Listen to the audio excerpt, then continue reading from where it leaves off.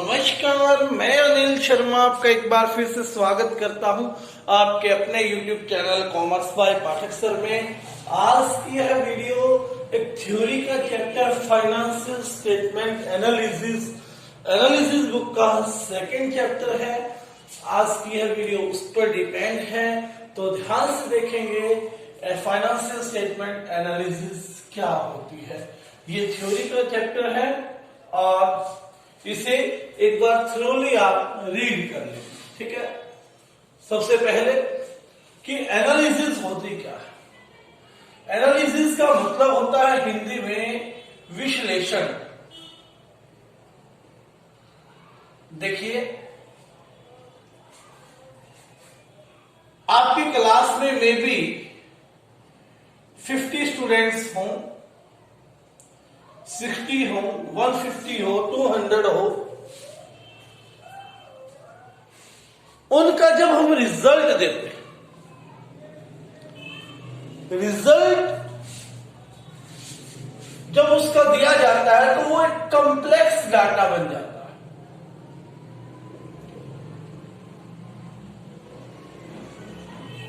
क्योंकि हर बच्चे का इंडिविजुअल रिजल्ट है, लेकिन कंबाइंड करके जब देखें तो उसे किसी अननोन के लिए समझना आसान नहीं होगा। But what did the school do, what did the teachers do. अब स्कूल क्या करते हैं, उस पूरे रिजल्ट को एक पैम्पलेट पे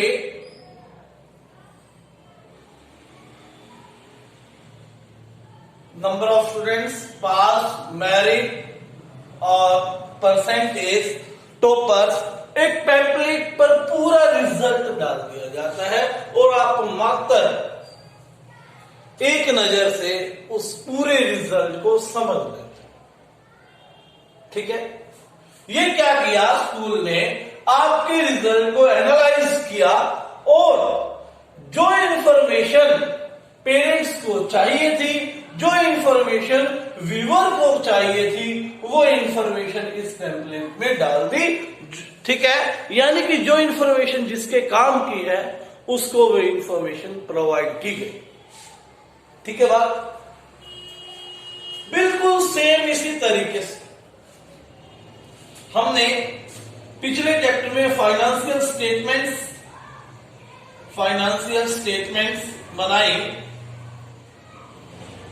फाइनेंशियल स्टेटमेंट्स जो हैं उसमें आपने बैलेंस शीट पढ़ी,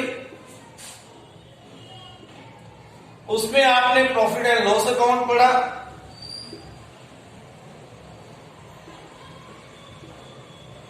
कंपनी के केस में मैंने कहा था कि कैश फ्लो स्टेटमेंट भी बनेगी,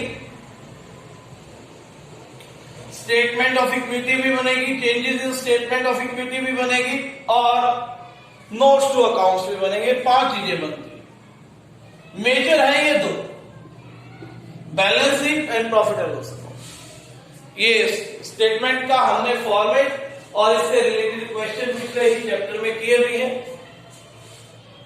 ये भी एक कॉम्प्लेक्स डाटा है, इसको आसानी से समझना मुश्किल काम।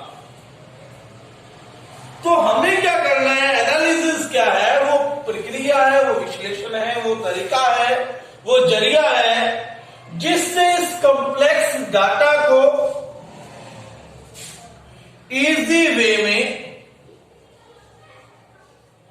प्रेजेंट किया जाता है, ठीक है। क्योंकि अकाउंट्स क्या है, इंफॉर्मेशन है, वेरियस पार्टीज को इंफॉर्मेशन चाहिए होती है। अकाउंट्स को वेरियस पार्टीज को आसान तरीके से स्टेटमेंट्स का एनालिसिस करके आसान बनाकर इंफॉर्मेशन प्रोवाइड करने का जो तरीका है वही क्या है, फाइनेंशियल स्टेटमेंट एनालिसिस है। उम्मीद करता हूं चीजें आपको समझ में आ गई होंगी, ठीक है। इसके अलावा बात करें डेफिनेशन क्या लिखेंगे, तो डेफिनेशन आप लिखेंगे फाइनेंशियल स्टेटमेंट्स जो है उनको एनालिसिस जब करेंगे तो मास डाटा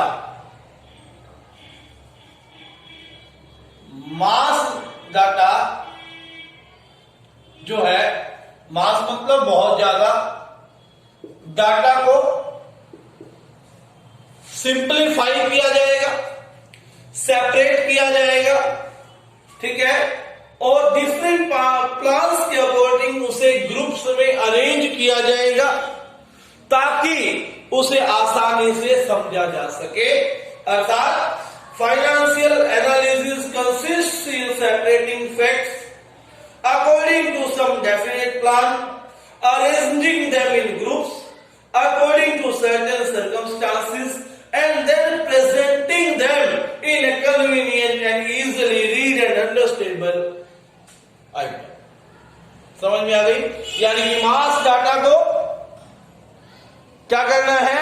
सेपरेट करना है, अलग करना है, जरूरत के मुताबिक उसे ग्रुप में कन्वर्ट करना है, ग्रुप्स में बांटना है, और ग्रुप्स में बांटकर किसी डेफिनेट प्लान के जरिए इस तरह से प्रस्तुत करना कि उसको समझने वाला आसानी से समझ सके। यही क्या है? एनालिसिस। इसे ही क्या कहेंगे?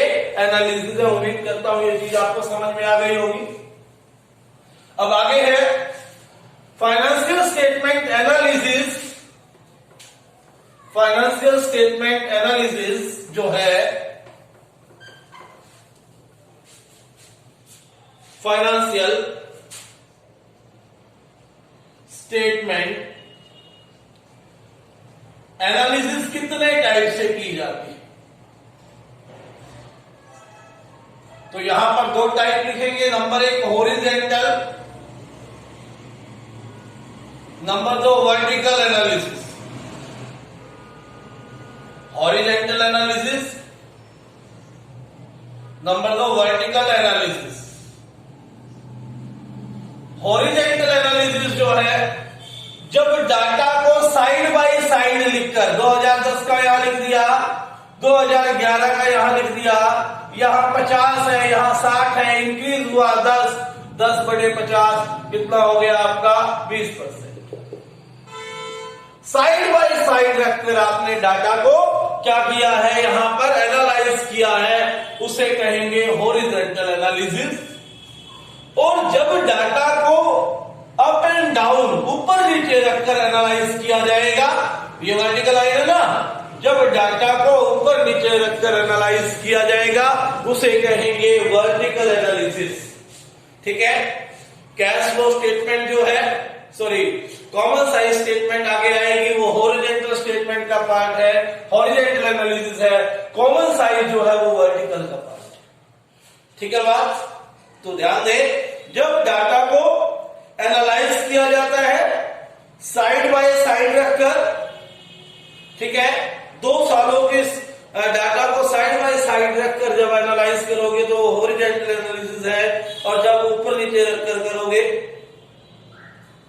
उसे कहेंगे वर्टिकल एनालिसिस। पर्टिकुलर डेट से रिलेटेड जो होगा क्या होगा? वो वर्टिकल एनालिसिस। और जो ड्यूरिंग ए पीरियड के बीच में कंपैरिजन की बात होगी तो वहां पर हॉरिजॉन्टल एनालिसिस होगा। ठीक है, उसके बाद ऑब्जेक्टिव्स क्या है फाइनेंशियल स्टेटमेंट एनालिसिस के? Objectives of financial statement analysis. Objectives of financial statement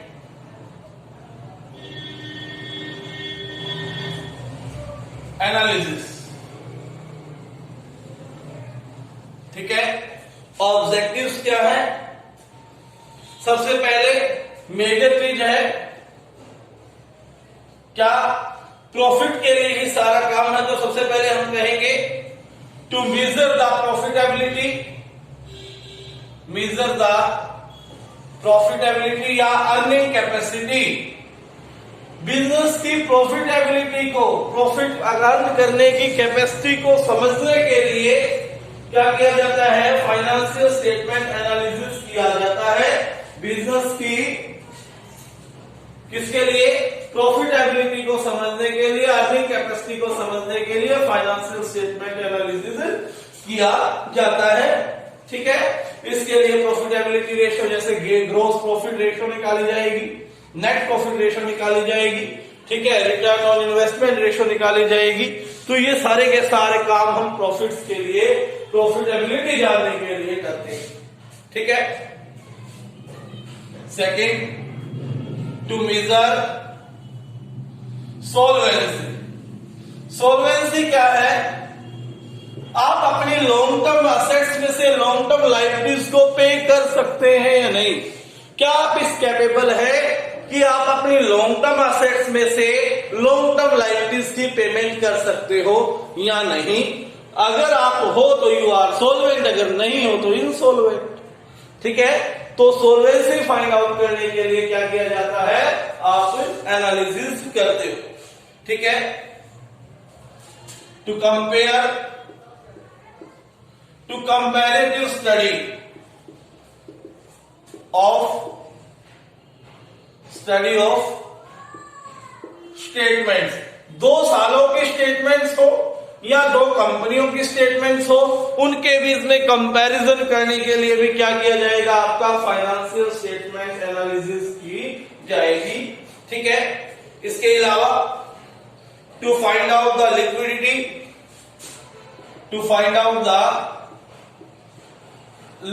of the firm. Liquidity क्या होती है? करंट असेट्स में से करंट लायबिलिटी यदि कोई फर्म पे करने के कैपेबल है तो वो क्या है? लिक्विड फर्म है, यदि नहीं है तो वो लिक्विड नहीं है। ठीक है, current assets, working capital ratio, इस तरह की जो रेशियोज फाइंड आउट करके हम क्या करते हैं? लिक्विडिटी को फाइंड आउट किया जाता है। टू जज द एफिशिएंसी ऑफ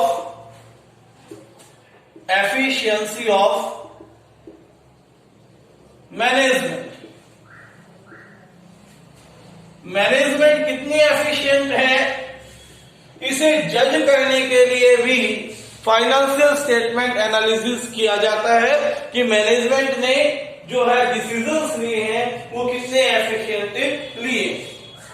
ठीक है बात। उसके बाद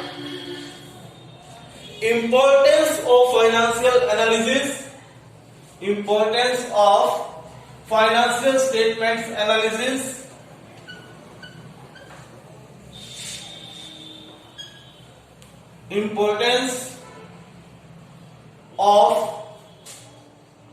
importance of financial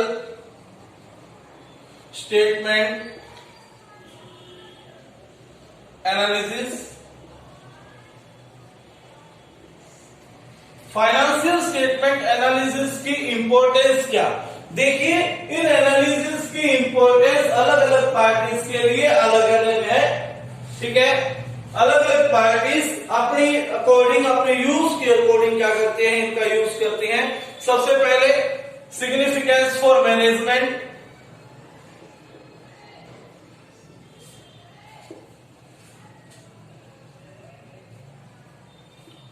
देखिए मैनेजमेंट को भी क्या करना होता है? डिसीजंस लेने होते हैं, और डिसीजंस जो है डाटा के बेस पे लिया जाएगा, और डाटा कौन प्रोवाइड करेगा? आपको फाइनेंशियल एनालिसिस प्रोवाइड करेंगे। उसके बाद सिग्निफिकेंस फॉर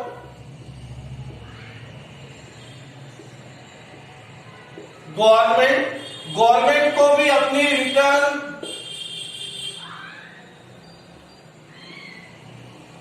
जीएसटी, टैक्स से रिलेटेड कैलकुलेशन करनी होती है। टैक्स सही गवर्नमेंट को जमा हो, इसलिए वो भी आपकी फाइनेंशियल स्टेटमेंट के एनालिसिस में इंटरेस्टेड रहती है। तो गवर्नमेंट के लिए भी क्या है? सिग्निफिकेंट है। तीसरा, एम्प्लॉइज को टाइम टू टाइम अपनी सैलरीज में इंक्रीमेंट चाहिए होता है, तो वो भी इंटरेस्टेड रहती है कि कितना प्रॉफिट हुआ और हमें कितने शेयर प्रॉफिट का दिया जा रहा है, तो वो भी क्या है? इसमें इंटरेस्टेड। फॉर बैंकिंग इंस्टीट्यूशंस या फाइनेंशियल इंस्टीट्यूशंस, उनसे आपको लोन लेना होता है। जब भी वो लोन पे करेंगे, लोन देंगे आपको, तो आपके एनालिसिस देखेंगे, स्टेटमेंट्स देखेंगे, ताकि वो आपकी पे करने की कैपेसिटी देखकर ही आपको क्या कर सकेंगे, लोन प्रोवाइड कर सकेंगे। ठीक है बात। तो वो भी क्या रहते हैं, इसमें इंटरेस्टेड रहते हैं। सिग्निफिकेंस फॉर इन्वेस्टर्स, जो आपकी फर्म में पैसा लगाने वाले लोग हैं, वो भी आपकी एनालिसिस पे इंटरेस्टेड है, वो भी स्टेटमेंट्स को एनालाइज करते हैं, ताकि वो भी पता लगा सके कि जो हम पैसा लगा रहे हैं उसका यूज कितने अच्छे से हो रहा है, उससे प्रॉफिट कितना निकल रहा है। ये जो चीजें हैं, ये फाइनेंशियल स्टेटमेंट एनालिसिस की पार्टीज जो है उनके लिए इंपॉर्टेंस है।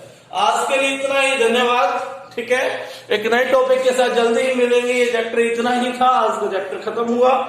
धन्यवाद।